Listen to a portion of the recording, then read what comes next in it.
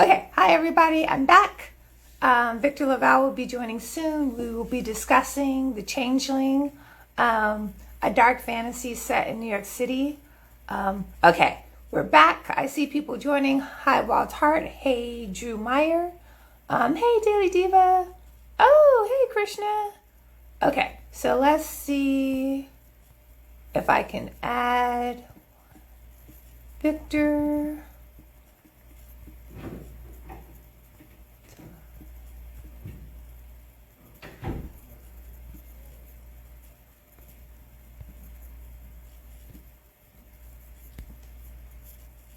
Yay! Hey, Michelle. Okay, I see the join request. Accepted it.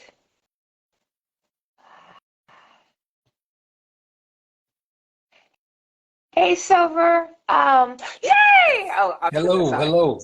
Hi. I was just like, I don't know if this is gonna I'm work. happy it worked. Uh, and it works. Yay! Thank you so much for joining. Oh, no, please. How are you this Wednesday? Well, I'm good. We took our kids, tomorrow is the first day of school for our kids, so we took them to Coney Island today for our last day together. It was 95 degrees out, but we went Oh, that's anyway. really good.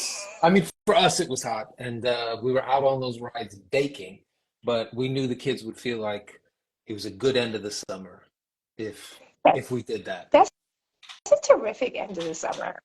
And also, like, New Yorkers, one, kudos for going to Coney Island. New Yorkers tend not to leave their borough. In my For experience, that was sure. my experience when I lived in New York. So, And how's yay. your Wednesday going? Good. It's not 95 degrees. It was like That's mid 70s. And I was like, oh, oh, it's so hot. And I'm like, that's not, I've lived in the Bay Area I'm too long. jealous. Uh, Yeah. so, yeah. Okay. So the comments are blowing up. People were so excited when I'm like, Victor LaValle is joining. So I'm Well, thank you for excited that, having me.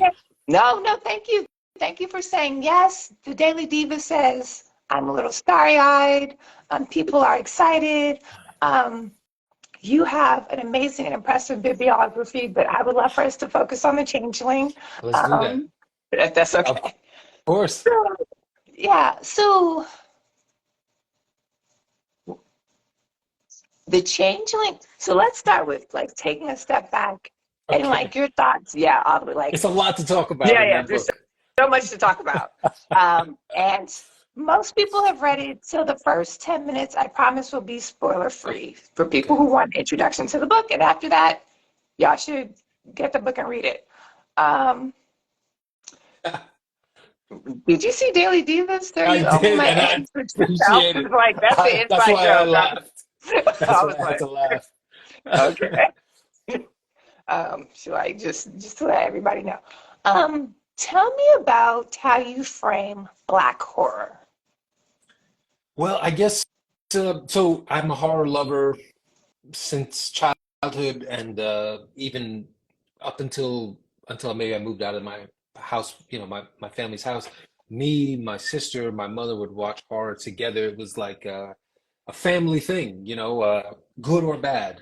And I loved reading horror. But the thing that was almost always missing from horror was a black perspective. Or if there was one, it died pretty quickly. You I know, and so as I got older and I started to write and I started to write horror, I realized, they always say like, what's something new you can bring to anything that you're doing? And I said, well, it's not new to me, but I think it's excuse me, a little bit new to the genre to essentially take sometimes the exact same kind of stories, but put them in black bodies, black uh, consciousness, black historical situations, um, and to show that suddenly it's not as simple as sort of saying like, oh, it's just a different color, it's all the same. It's not. As soon as you start to change all those things, uh, as soon as you change a, really like one or two things, like literally the culture of the characters and the skin color of the characters and the background of the characters, everything else has to shift. And if it doesn't, those are the times when I feel like it's fake. Uh, when mm, when it feels like, well, now it's just a black family who moves into this house that is controlled by a demon, and you say, like, but they still go to the basement. They still, all these things. I don't believe it. But if the horror takes those things into account, then I feel like it's doing something. It's doing black horror as opposed to, I don't know what you would say, horror with black characters. And I love that distinction so much. I remember like the trailer for the new Candyman, and there's a scene in the trailer where she's about to go into the basement, and she's like, "No, not me." Yes. And I was like, "Yes, I just needed to see that." Um, so yeah, and it's like that distinction between black horror and horror with black characters, Yeah, because there is a difference. I I think want to so. bring it. Yeah, and I'm still paying attention, but it's easier to see the chat on my laptop. So Please, if I'm please, yeah, yeah, looking no, at no. so daily You're devotion, the master of all this. You're running a lot.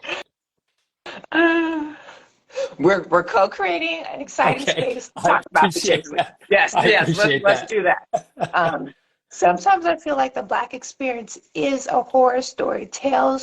The tales write themselves, and I'm grateful to artists and authors that bring them to the page. So thank you. And I that's from the appreciate Daily that. Beaver. I appreciate that a lot.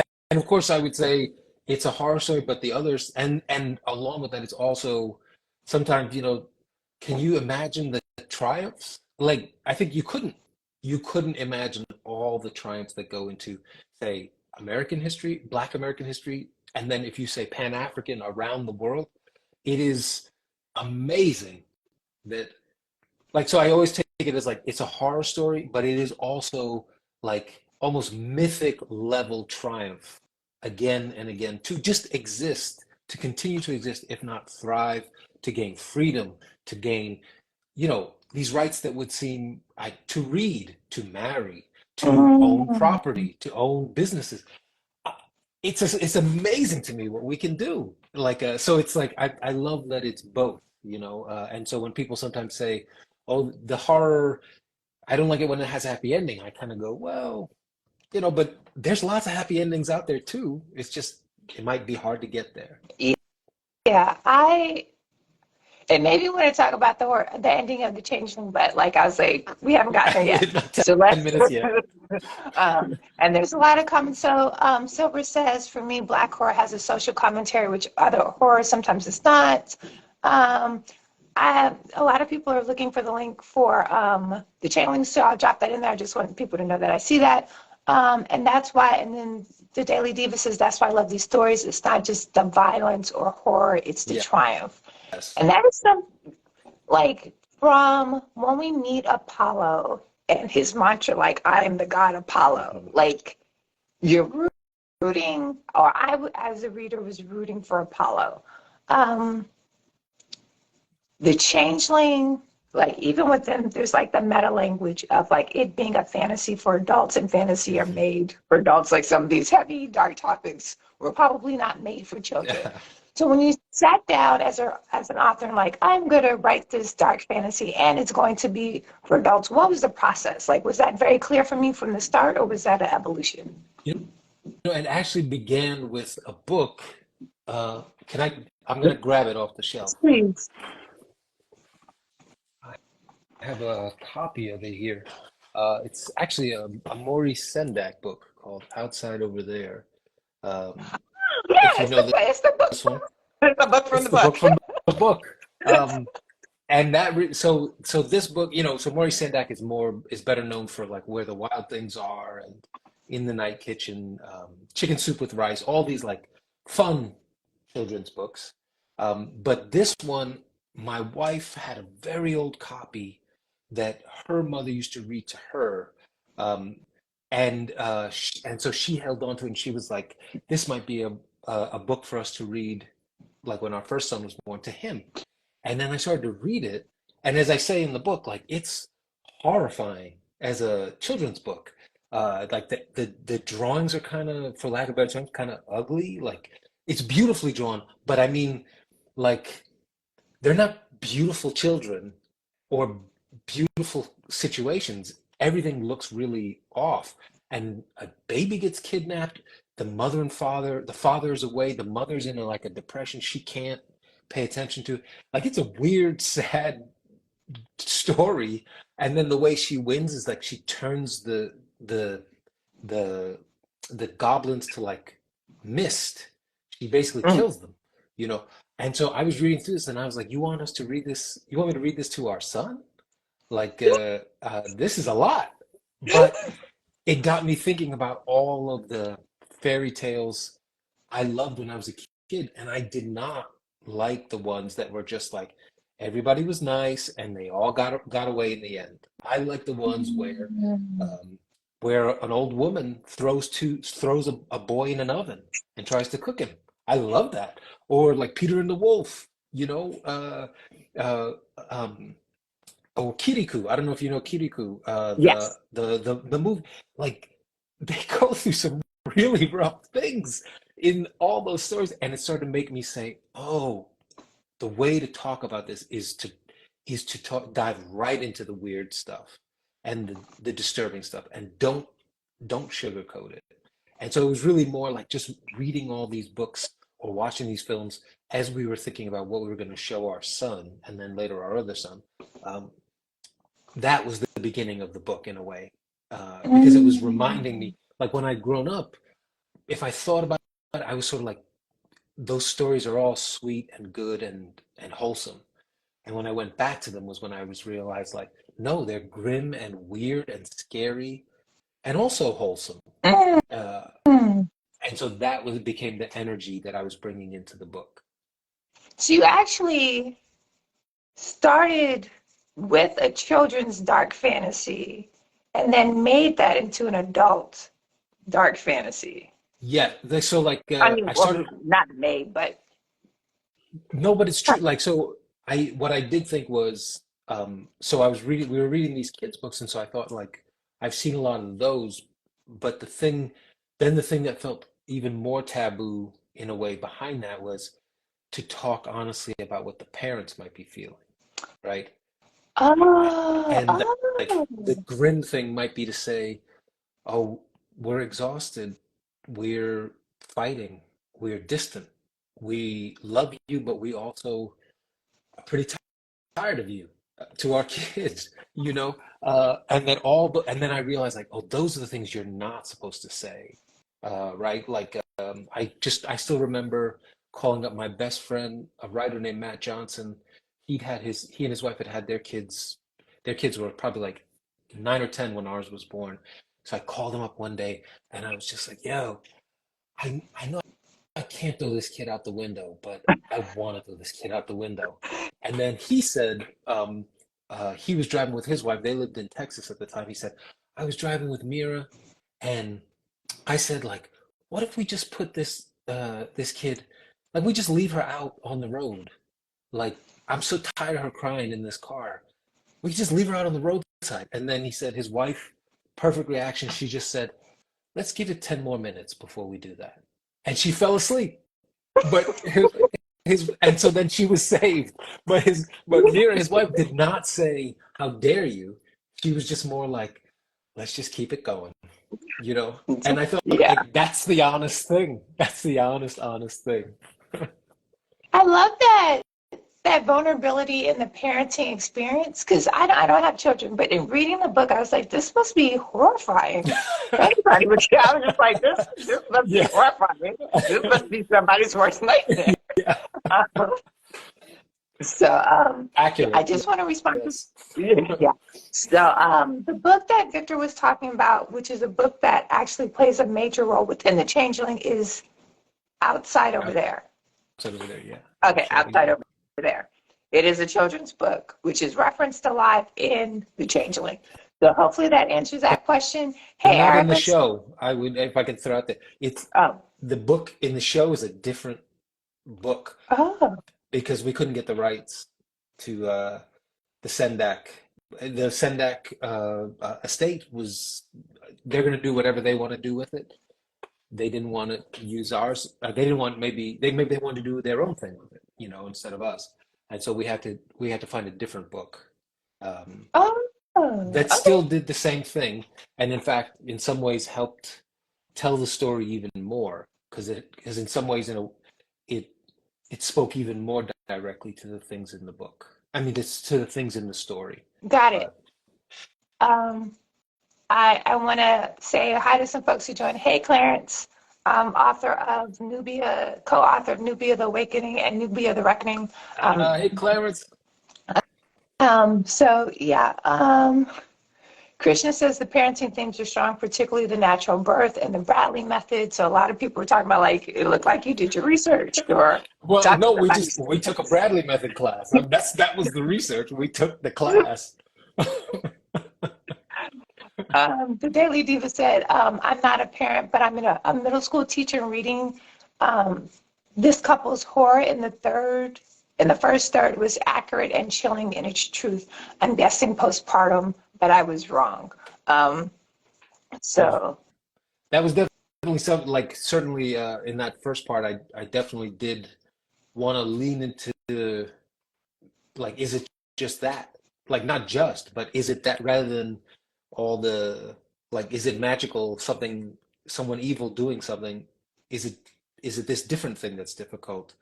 But then wanting to sort of pull the rug out and sort of say, but in a weird way, like that's a real issue, but also that's a way to cover up that she's telling the truth, that she's right.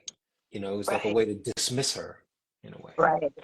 You know. I think I love, like, a lot of times fantasy or speculative fiction starts with that boundary of like everyday crazy. And then, like, what if that wasn't crazy? What if that was just the alternate dimension? Yeah. The David Demon said rug successfully pulled. So you mentioned the show. I assume we weren't going to talk about the show. So I couldn't before we help but talk not about the say that. show, Yeah. yeah. So let's pause. How can we support you and the WGA strike in general? Well, like I would say the biggest thing is the ongoing like very public support for things like because of the deals that exist, like canceling your subscription, things like that. What doesn't really help us because they were already not giving us any of that money, right? So that's not a big. And I think the bigger point, I think the WGA would say. I'm not a captain in the teams or anything like that, but I think what they would say is like uh, the point is not for the general public to lose out or miss out on things. The argument is with the CEOs, Right, right. who, quite frankly, they don't hurt if you cancel, if we never work, they still get $50 million bonuses no matter what. So just the support, like if you are just in support of the strike and want to see it end and can share that sentiment with people if they ask, I think that probably is the biggest help as Okay. far as that goes. All right. So we support, we continue to support, and yeah, And yeah. hopefully it'll So that be was over sooner than later. me too. Um, so going back, I'm going to start with this question before I deep dive into characters.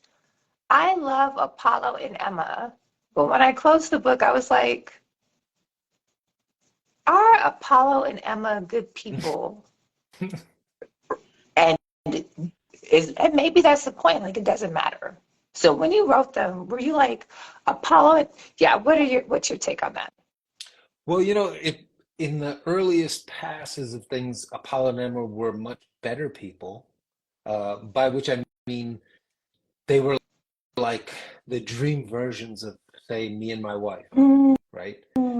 So like Apollo in the earliest drafts, Apollo never doubted his wife, or at least when he doubted her, maybe because he didn't see the texts and things like that, but he didn't say anything cruel like "you're the problem with this family," like "go take another pill." He didn't do anything like that. And Emma, like she tied him up, and I don't know if we're into the spoilers section yet, but she tied him up and dealt with, let's say, the changeling with the pot of boiling water, but she didn't smash his cheekbone until his eye fell out. Right? Like those things kind of came in as later drafts went by.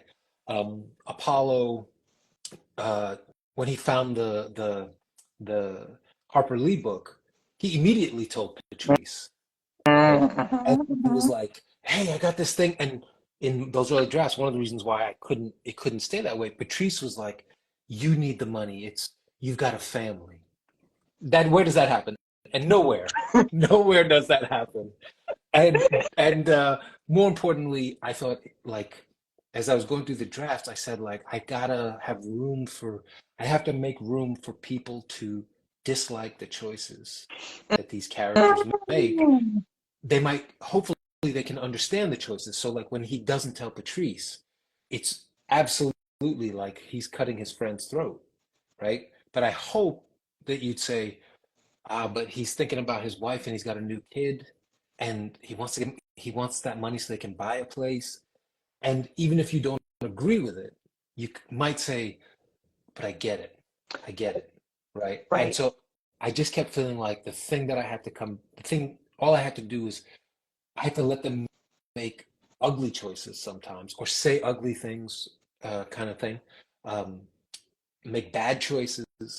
But I said, but if I can go back, if a reader could go back and say, but I understand the choice, then uh, at the very least, you don't have to love or think Apollo and them are perfect people, but you might at least understand the journey and the ways that even some of those bad choices made the journey worse.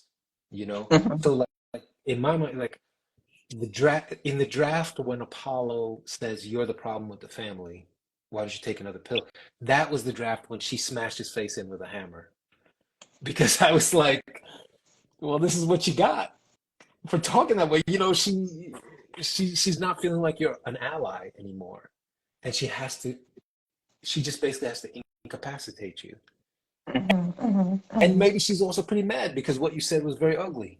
Yeah. You know, and so as I added those things in, I felt like they became more flawed characters, more complicated characters, but I knew the risk was some people would be like, I hate these people.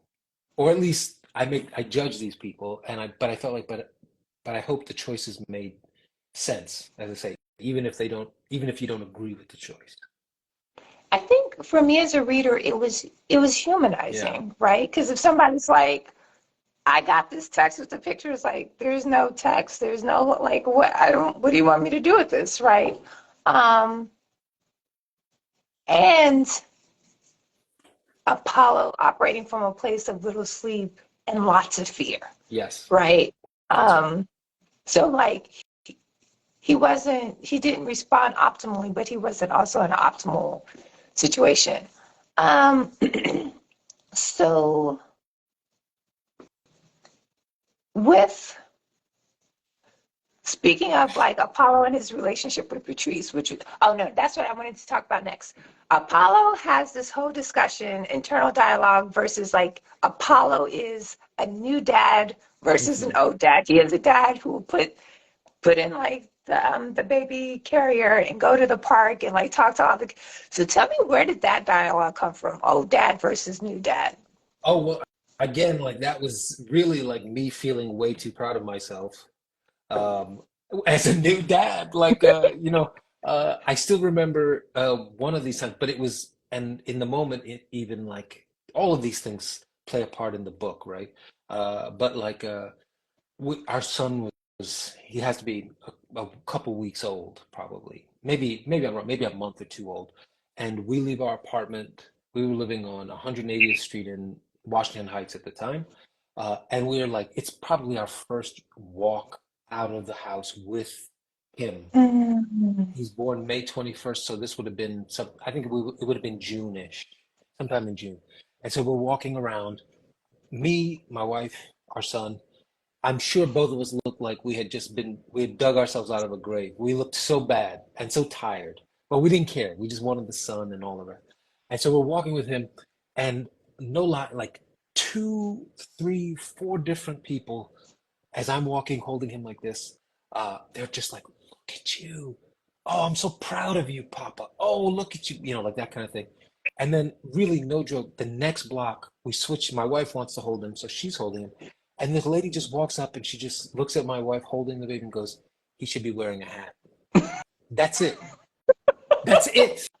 And really, even in the moment, I mean, I know if it bothered her, she had too many other things to deal with. But it was so like literally one block was trumpets blaring to me because I was walking with this kid. Next block was you're doing everything wrong to her. And I just said like this is not unusual, but I'm getting a chance to see it so clearly and so starkly that it was again just another thing that had to go into the book, you know, like it was another part of the I just in a ways like a lot of what the reason I wanted to write the book was I was observing all these things in the moment. I was experiencing all these things as the new dad, the pride of it, but I also had to undercut it because, of course, you know, no surprise, like here's this man, he feels so proud for doing 30% of the work, right? Um, and he won't stop telling, and he'll take the 70% of your time to tell you about how he's doing 30% of the work. Um, and I couldn't help but I had to enjoy it and be proud of it, but also make a little fun of it. It's just Mhm. it's impossible not to. And thankfully, as I was working on it, like whoever was reading it, whether my wife sometimes or my editor or my agents, um, all of them seemed to be like, "Oh yes," either like my editor is a black man, also a father, and he was just like, "Yeah, new dads, that's us," or whatever. And then my agents are women, and my wife, and they were like, "Uh-huh, yeah, very puffed up. I got it," you know. All That good was those. good. I was like never saying you don't deserve praise. Like that was never but it was really more like, I hope you have some perspective about all Yes. this. So, Yeah. Yes. I mean, yes, there's so much social commentary in that Apollo's self-perception as a proud new dad.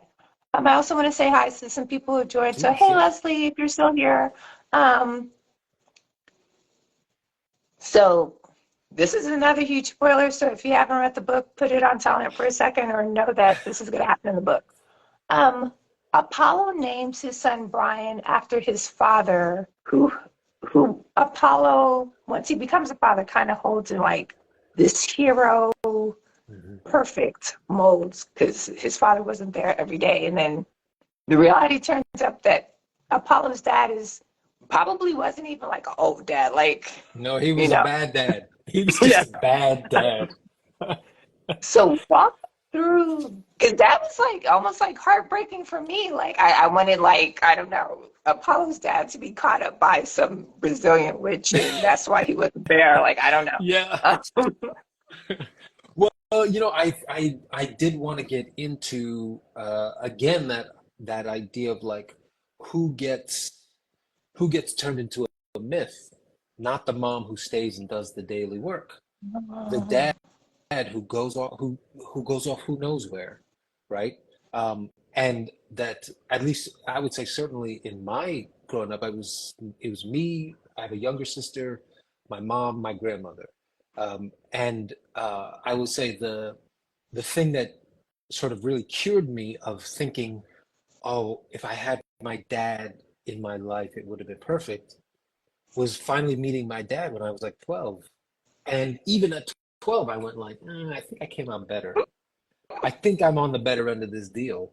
Um, and not that he was a monster, but he was not the thing I had sort of created in that empty space, you know? And so I really wanted to lean into that idea that, like, in a way, even Apollo wants to credit, or like in a strange way, the absence of his father let him create a model that he is now trying to fill. And Mm. then only in his adulthood does he come to realize, oh, I'm a better man than my father ever could have been. And in a way, I could only become that because of his absence, right? Mm. And so but I did feel like for the sake of like a horror novel, you know, he had to be pretty bad. Um, and also, you know, I guess to mirror, like just to mirror my own life, where I mean, certainly my dad didn't try to drown me in a tub, but you know, you amplify everything for fiction a little bit. but I wanted to get at that thing of sort of like you've been idealizing this man your whole time, and then I think like the fantasy version, right, might be like the Lord of the Rings type version would be you find out he's a king and he's Mm, been away fighting dragons all this time, and the horror version would be you finally find out your dad he was the monster, and and you say, oh, I guess it's good he's dead. I mean, I guess Lillian did the right thing, right, you know. right. So And yeah, and like it was interesting to see Apollo's initial response to that. The Daily Diva says, when we don't know, we create the narrative that we most want. Clarence A. absolutely. Hayes says, like, as you talked about the dad and like them not being there, like he could totally relate to that. There's a question that we're going to go back to. Okay. When on Apollo's date with Emma, and he cut the string. Yeah. I saw it. I'll admit, I saw it first in the trailer before I read the Yes. book, and Yeah. my heart dropped. I was like, "This is not good. Yes. We got to take this to string back." Yes. It was, well, I'll say again, like, I'm really not great at making things up because that happened too. My wife came back from Brazil. She had on the string. Um, but I will say, she said, like, I mean, it had been like 6 months. It was on her wrist, a long, long time. And it was crusty. It was looking bad. And it was just feeling like more like a curse than a blessing at that point. And I waited for her for coming home from Brazil. The plane was late. I stayed and waited for her. I mean, really, I'm not making up anything in this book.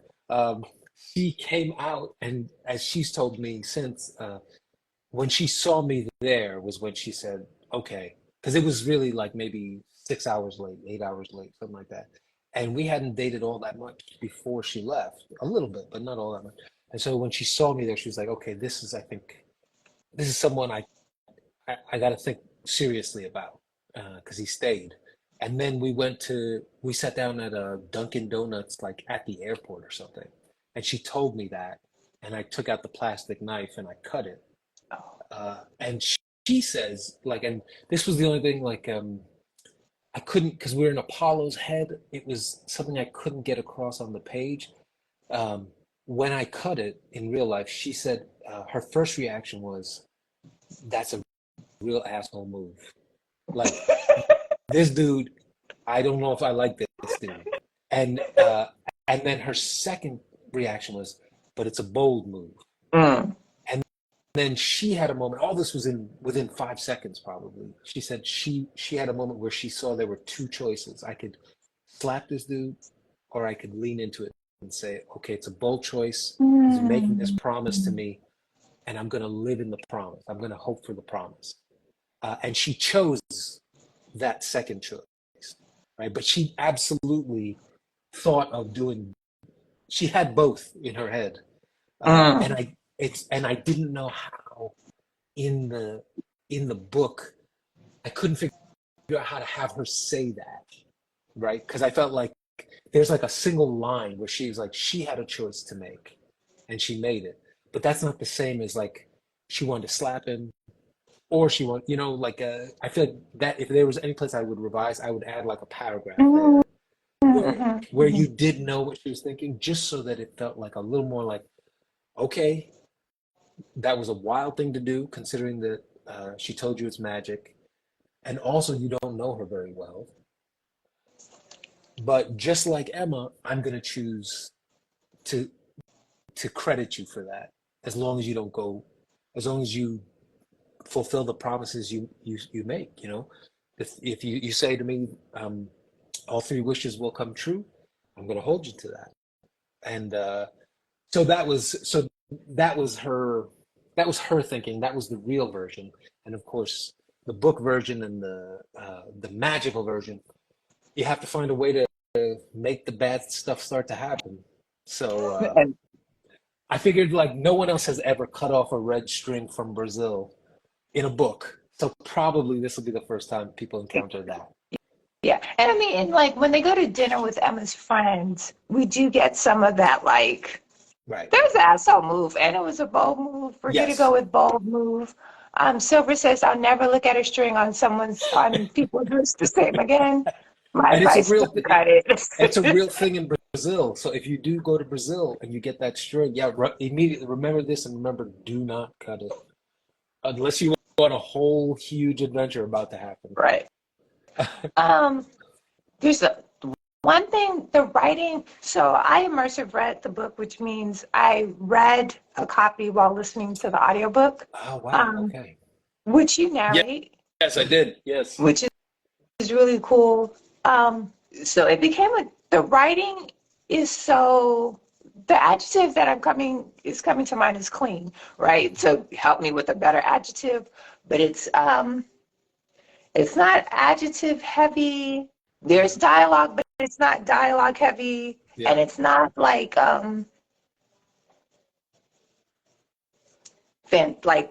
fantastic. It's really grounded in like Yeah. Apollo takes Apollo took a shotgun to the library and Yes. held Emma's coworkers hostage because she was like, "Where is this woman?" How did that writing style develop? Because it's a intense story, and the writing is just very clean. Yeah. Well, I thanks for noticing that. I definitely so my first novel is a book called The Ecstatic. Um, and even my first book of stories, which is a collection of stories, which came up there called Slapboxing with Jesus. Um, I think in those two books in particular, I was the language I hope is interesting and all that, but especially the novel, like it's a little more dense. Like uh, there's a lot of wordplay. The sentences are a lot longer, and in a way, like it was, they're like that. I think a little bit because as a younger writer, I wanted to show off what I could do. You know, I wanted to say, look what I can do with language, and look at all this kind of stuff. But it was also a way, when I look back on it, I see it was also a way to hide the fact that, especially in the novel, I'm very proud of the first novel, but there's not that much story to it, right? It's mostly like it's a family in Queens. The son is having a bit of a mental breakdown. The rest of the family's not doing so well. And it's really more of a slice of life kind of thing. Mhm. So, in a way, I hid that by having the language be more dense. Uh, so that you spend time thinking about that rather than the fact you say, like, I spent a whole paragraph with him in a supermarket. What was that? You know? But by the time I got to the Changeling, I had a lot of story in there. There were a lot of things happening. And in a way, I said, I don't want the reader, I don't want them saying, like, things are already going to be pretty wild. I don't want them tripping up on the sentences Mm. because they're already going to be saying, like, wait, they're doing what? And they found a book, what? And there's an island of who? And there's already so much. Let me not add that in. And so that was so my style, as I've started to write books that have more plot, more story to them, the language has become cleaner, like you say, because I don't want that to get in the way of really getting at the story. I hope here and there sometimes there's a nice line or an image that really stays with the reader, but it's that it's like I want to get out of the way so you can see the story, not me, the writer, sort of showing off. Yeah, and I that choice allowed me to really sit into the story. Right. Like it allowed me to like sit in this, like, this is an adult dark fantasy, right? Right. Like, and sit with Apollo and Emma and all the fantastical things that are going on. One of which is like there's a troll hanging out in a big forest in Queens. And I was like, I've lived in New York for years. Like, how did I not know about this forest? How did I not know? I'm like, I expect to go to Queens, like New York next time, and like expect I, to see this troll hanging out in Queens. yeah, I'll tell you the funny part is we literally on our way to Coney Island today, we drove past Forest Park, and I was laughing because I was like, "Oh, there's the park. The troll lives right there." So So yeah, that was wild. Um, Emma's a librarian. Apollo is a rare book dealer. So these are not bookish people. These are book people, Right. right? Like, Literally, yeah. yes, like intense book people. Did that parallel like you and your wife's experience with literature? Why did you decide to make them like intense book people? Like you had me at like rare bookseller when I was reading the synopsis, but how was that your decision? Well, so it's two things. Number one, like, so my wife and I are both writers, and the last thing on earth I was going to make them was two writers. Like nothing, it's weird, it's fun, or I find it funny, like, if it's a book about a musician or a painter or a dancer, I'll be really interested in their art and writing about how they do what they do. But if it's writers, I'll just start to fall asleep, like just because I'm very proud to be a writer, like just the act of writing is not as interesting as most of the other arts because you're just sitting, like all Mm. the other arts, you're performing in a club, you're dancing on a stage, you're painting or sculpting or whatever. Writers, you go like, well, then they sat some more, and then they sat. You know what I mean? Like that's not that interesting. Yeah, that's not So I the said they client person can't. of writers, but Yes, to continue. uh, but I said so that can't be. They can't be writers. But I did. The book is so much about books than about stories. I said I do want them to be book people in their way. And for I think it was maybe 2 or 3 years, I did work for a rare and used bookseller, a very kind of a medium end one. I don't want to insult him. He was a wonderful person. Like not first edition Shakespeare rare and books Okay. kind of thing. It was a little warehouse space, no windows, three guys in a room. And I was just, because I could type very quickly, I was just cataloging all the books so that they could go online to sell. Like, so not romantic. And that was kind of why I made Apollo that level, the fact that he's going to estate sales and libraries to buy books. That's the level of bookseller that he Mhm. was. But it's also a level that I feel like I was very proud to work there, right? Like we found books and we got them to people. That's a beautiful thing. That's magic. And so that was my thinking about why did that. And then as for Emma being a librarian, I guess again back to our kids, we at the Fort Washington branch of the library, we had two amazing librarians. One in particular, Miss Nikki, who just was so good to our kids. They'd come in, she'd find books for them. Like we loved her so much. Um, that in a way it was sort of like, oh, like that's the end. Like we and in our lives when the kids were little, it did feel almost heroic to show up and then here's this person who says, "What do you like? Dinosaurs? Oh, there's a new dinosaur book you might like." And our son is now enraptured for 20 minutes, and our other son is reading anime or whatever, like seeing somebody be able to do that and make our children happy Mm. was as good as casting a spell, Mm. you know. Mm. So that was my way of like those two things were love letters to book people as opposed to writers. Mhm. Mhm. I love it. I love it. So there's a lot. There's a lot going on in the chat. So you can totally pass on this question. Timothy asked if you had any input on the TV adaptation. I think that Um, I can talk about that part. So I so the usual way that this is supposed to work is they option the book and then you, the writer of the book, go to hell. Like you get some money and we don't want anything to do with you. But the woman who adapted the show is a woman named Kelly Marcel, and the first thing she did as soon as she agreed, she signed to option the book. She flew from LA to New York, had lunch with me for like a 3 hour lunch, and she said, "This is our show. It's not my show alone." And so the process was, so she would write she wrote all 8 scripts for the season. She would write the draft. She would send it to me. We would go back and forth on this. Anything that I noted, anything like this that was off, whatever like that, I would note that to her. She would work on it some more, and then it would go to the producers and to Apple and all the rest. And then she knew I wanted to get into some TV work, so she advocated for me. When we sold the book to them, my deal was as a co-executive producer. So it just meant like literally like you'll get a little bit of money per episode, but you're not invited to set. Like nobody needs you here, kind of thing. But But then she advocated for me to become an executive producer, uh, and then to literally she pulled me in. I was in like casting meetings, costume meetings, production meetings. Then she got me when they shot in New York for 5 weeks. I was on set every day that our family's life allowed and my job allowed. And then that summer we moved to Toronto for the summer, and I was on set every day for the entire summer, all because of Kelly. Like she was, because nobody else wanted me there to start, because not because they don't like me, Yeah, but because it's like it's another too many cook in the kitchen. cooks. Yeah. Exactly.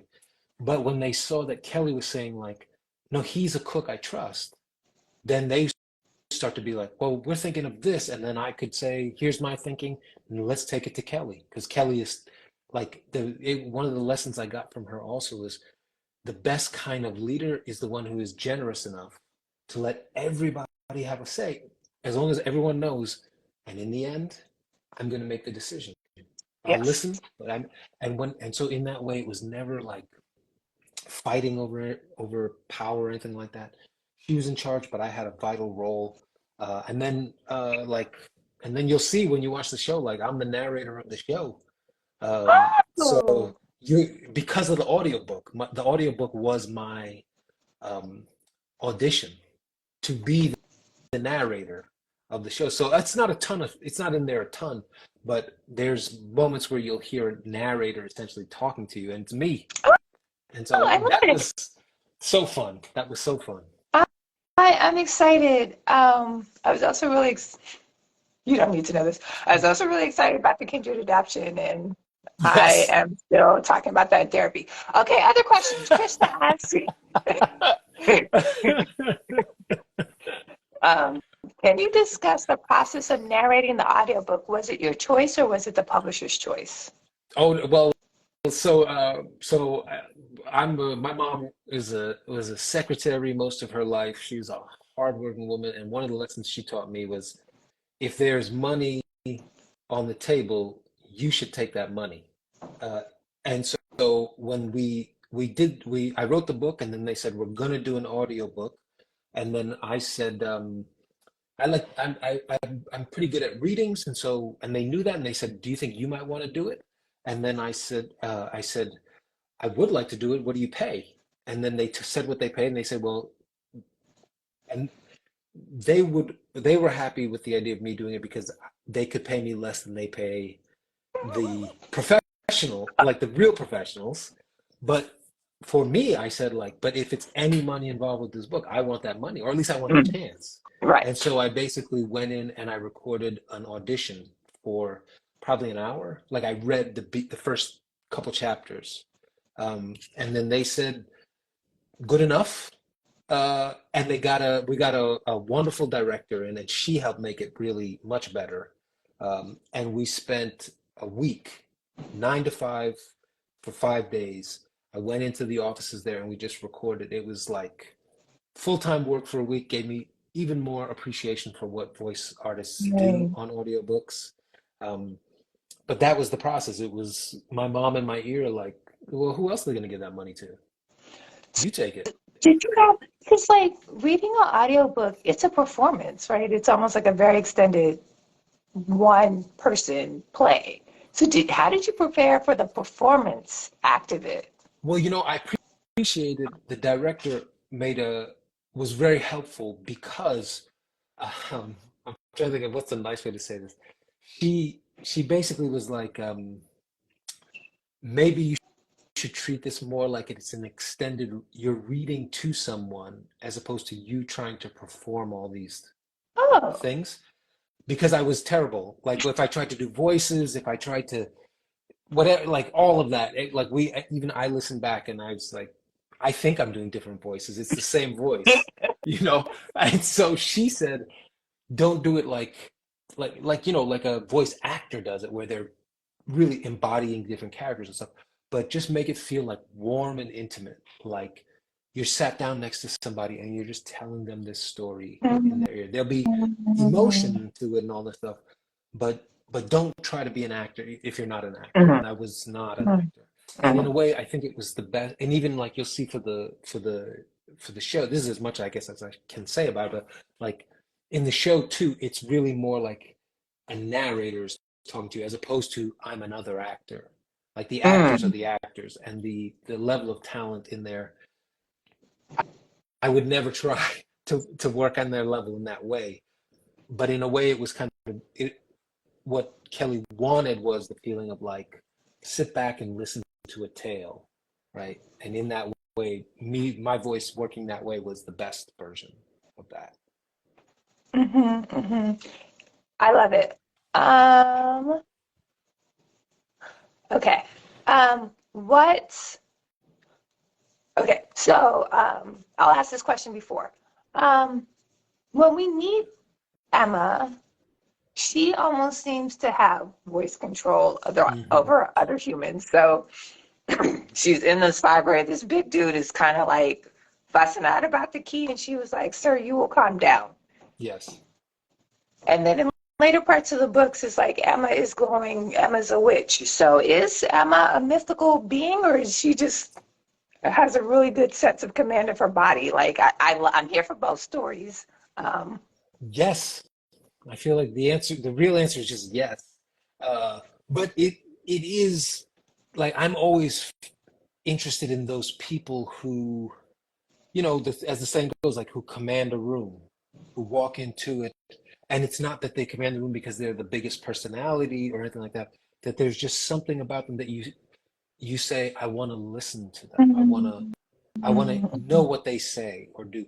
And in a way, like even Apollo, her like Apollo falling in love with her when he sees that is about she's a beautiful woman, all those things, but it's also him seeing like, look at the power of this woman. She didn't back down from this guy, but also like she didn't treat him like he was a threat. She treated him like right, he was a human being who just wanted the bathroom. And this is the rule: you have to leave. Like that, he appreciated that in a way. All of her magic was about that presence and that I'm going to treat you well, you treat me well, you know. And then it's only later, like essentially maybe she would have just been this very charismatic and beloved librarian. But then it's like they fumbled into this fairy tale and her baby was stolen. And so, like, this inner magic had to come out mm, because she had to do more, right? Maybe it would have been untapped. But now that we're in the fairy tale, it has to come.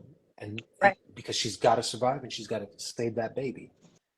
So that's my feeling is like maybe it's a little bit romantic or something like that. But my feeling like that everybody does actually have magic in them is actually a belief I have, but that they only it only sort of appears or opens at times when we need the magic, Mhm, and mhm. that the rest of the time we just go about our jobs, uh, eat dinner, hang out with friends, whatever it might be, and then occasionally we do these things that people later might be like, "How did you do that?" That was Or magic. that was magic, you know? I love it. I love it. So we're a little bit over time, And that's but okay. I was um, so late coming into all of this because I blame myself because I set up my Instagram account just for this. So I know I didn't set things up properly, and you that's you probably totally why. did. We're gonna blame Mercury in retrograde. Okay. So as we wrap up, um, again, Victor set up the Instagram account just for this live, so please follow Victor at Victor LaValle on Twitter. If you're new to Sister Sci-Fi, there's an arrow here. You can click on it and you can follow Sister Sci-Fi. This conversation has been amazing. So we'll ask the final official question and then we'll transition to this or that. Yes. It's my second favorite part of the live. My first favorite part of the live is everything we've been doing this far. Okay. This or that, I give you two options, Okay. this or that. And rapid fire, you choose which one, and then we talk about why. The right answer is whatever I prefer. That's Okay. not true. The right answer is whatever you prefer. And then Sister Sci-Fi siblings join in the chat. If y'all been watching Sister Sci-Fi Wind Down Wednesdays for a while, some of the questions will seem familiar and some have gotten a reboost. Okay, so the last official question is, what are you reading and or watching right now? You know, actually, the book I'm reading right now is called, or one of the books is When Crack Was King by, Oh, what's his name? Shoot, I'm mixing it up with Ibrahim Kendi. It's not that. I'll remember it in a minute. yeah, Uh, I but can. it's, oh, you can look it up, right? You have your Yeah, laptop so there. Donovan X. Ramsey, That's A it. People's History of a Misunderstood Era. How is that? Okay, and the reason why I ask is that, like, one of my partners is like the conspiracy that the CIA pumps crack into Black communities is something that is a hoax. And I'm like, no, that's really real. Everybody knows that's real. So, how's Right. the book?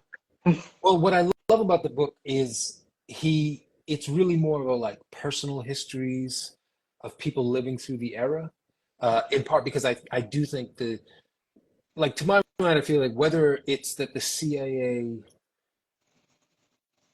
literally brought it on a truck, or is it, or if it's that they looked the other way when drugs came in from Nicaragua to Miami, and then they didn't stop the truck as it went from Miami to LA.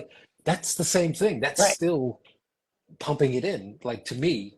So, so I'm totally in agreement with you, is all I'm saying about that part of it. But what I love that he's doing is it's like he is telling you some history of like how we got here kind of thing, but it's much more like you're meet like six or seven folks who Um, are growing up in the era, in like LA, I think Atlanta. Um, he's from, where's he from? Maybe Chicago, Philly, New York, and you're watching them go from either little kids who who are like coming of age at the start of the era, and maybe the ways they're already living kind of precarious lives. This only sort of multiplies their problems by 100. Or then it's also people who are like suddenly stumbling into making a living off of some aspect of the drug game or whatever it is. But what is great is like what we talked about earlier about Black horror. It's horror in there, but it's also lots of small triumphs and very humane stories about the folks who get wrapped up in the world. I'm only about halfway through, so I know it's going to get really heartbreaking because the real life version of these stories was not often very, right. didn't end up very well. But I think I've been loving it. So I've been reading that, and then I'm also reading on the fiction side. I'm reading a book called The Night Watchman by Louise Erdrich. Erdrich. Yes. Yes, I'm late to Um, that. I know it won the Pulitzer and all that already, yeah. but I'm really enjoying that. Yeah. We carry the future home of the living God and the Yes. sentence. So I'm excited to hear I don't, I'll see it out on Twitter, what you think of the night watch. Um, okay. So, also before I go into this or that, thank you for the ending in the book. I know the book talks about the idea of a happy ending, but I felt held in the ending. Oh, good. So thank I'm you. glad. Thank you for I'm that so as opposed glad. to, yeah, something. Else. Okay, so this or that, we'll do a couple. The first, this or that, since you are a book person, um, Octavia Butler or Toni Morrison? I think it's Tony. Okay, okay, okay, okay. Is that the right answer? Um, You you tell know what? me. I mean, it's like there's no wrong answer between Okay. Octavia Butler Okay, and that's Toni fair. Morrison. That's So fair. there's, yeah, I think I've asked that question a lot. I just, sometimes I don't ask. A lot of times I don't give mine because they're both wonderful choices. Yeah. Um, Janelle Monáe or Beyonce? Clarence Thomas says, "Oh my God." Uh, I But think I would have to go. I think I have to go Beyonce. I think I have to go with the odds-on favorite for just about everybody. But I mean, Janelle Monáe has fewer records. You know, like she's got time to build out a whole, right? Like part of why I like Beyonce is she's been like different people from one album to the next, and I love that I mean, it's always her, but it's like another aspect of her. And I feel Yes. like Janelle Monáe is doing the same thing, um, but maybe just hasn't done as many yet. Okay, okay. Um, that's another one where I think I'm still pleading the fifth. No. I don't know. I don't know. So Daily Diva says Octavia for me, no Fair. question. As you said, there's Yeah, no bad answer. yeah, There's no wrong answer on that one. yeah. Um, Luke Cage or Black Lightning? It's got to be Luke Cage. I mean, he's, New York Heroes for Hire. I grew up with him here.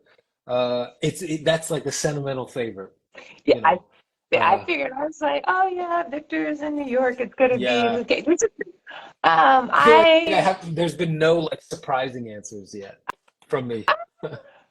Which is okay. Which is that is I'm true. not. If I had to guess, I probably would have guessed on your Yeah, answer. yeah, yeah. But that's good. That means you're very like Clear, clear. yes, That's yes. what I'm going Um, with. um, okay. Brooklyn or the Bronx? This question is just for you. It's always going to be the Bronx. I mean, but only because I'm from Queens, and as a person from Queens, fuck Brooklyn.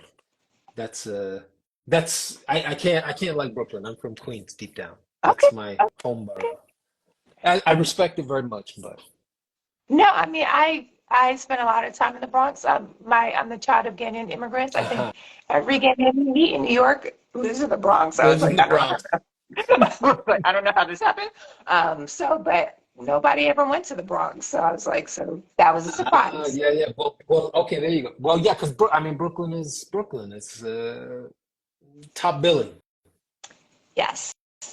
Um, Childish, this is the last one. Childish Gambino or Frank Ocean? I think it would be Frank Ocean. Okay. Yeah, I think so.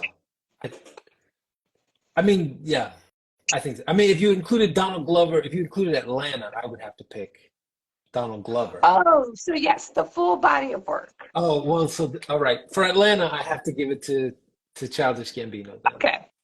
Okay. That is fair. I don't know if I have an answer. Oh, it's so hard. I don't know. I'd have to sit and think about that one. I don't know if I have a choice. Um, Victor LaValle, I don't know whether to call you by your anyway. Thank you so much. This was This has been a amazing. gift. Yeah, this has been so fun. I really enjoyed the Changeling. I enjoyed meeting the characters of Apollo and Emma and their families. Kim, as an older sister, like I rock so hard with Kim. Oh, I was good. like, you Oh, know what? I good. would have done the same thing. I That's was right. like, I think my sister's a murderer and she beat up her husband, and you bet I'm gonna try to get her out of the She's got to city. No get questions out. asked. Yes. Absolutely. I'm so glad you agree because I really like. Sometimes people will be like, but but uh but Emma bashed him in and she killed the baby. Blah, blah. And I'm just like, I don't know what you're talking about. The only answer is here's a bus ticket. Here's a Right. plane ticket. We're getting out. Right. Like no questions asked. I don't care what my little sister did, Yes. especially, and it made sense how they grew up, Yes. right? And how much Kim had already put into loving and caring for Emma. Absolutely. I was like, Right. yeah, that was, yes, I totally understood that. I just need, Victor, just a little PSA for those who are watching. We are going to do, related to the adaption, a virtual event and Q&A to celebrate the first 3 episodes, Oh if I'm wow. allowed to say that. Yeah. So yeah, so that information is coming soon. It's kind of God, it's live. so It's cool. still, yeah. Well, I'm excited. if I could say, Yes. like, I would love. I mean, this conversation has been so fun. Like, if you want to, on the other end, like if my hope would be that this stupid strike would be over by the time the whole season is out. If you wanted to, I would love to, if it's over, to have a conversation. If you wanted me back to talk with everybody about the show, like about, oh, how did they do? What did you think? Because there's some stuff in there too that's not in the book that's like all new stuff that I think is amazing stuff. And would love to know what people think. So that's just putting it out there as if you want to in the future, I'd be open to that. I would be delighted by that. So yes, Okay. I'll be meditating extra hard that the writers get everything that they want and the WGA feels held I and they can end the strike. appreciate that. So yes, that would be awesome. I love book to television adaptions, right? Like Hmm. I loved Queen Sugar, Hmm. and there's just like a lot more. So I just love seeing the book in additional media, and I love like kind of like the changes. It's like something I Yes. love because, so yeah. So I'm hoping everybody else will love it as well. I hope so. I'm certainly hoping so. Yay! That is everything I have. This was so amazing. Thank you so much for your time, and most importantly, for creating, because I can only imagine that that's intense to share that way, um, and that you decided to do that and share your art and your talent with the world. So thank you. I appreciate that. And thank you for all the kind words and for having me here and for everyone who joined in. And and I only was catching here and there um like bits of the chat, but it seemed like such a great like group, like such a great room of conversation too. So thank you everybody. Thank you. All right.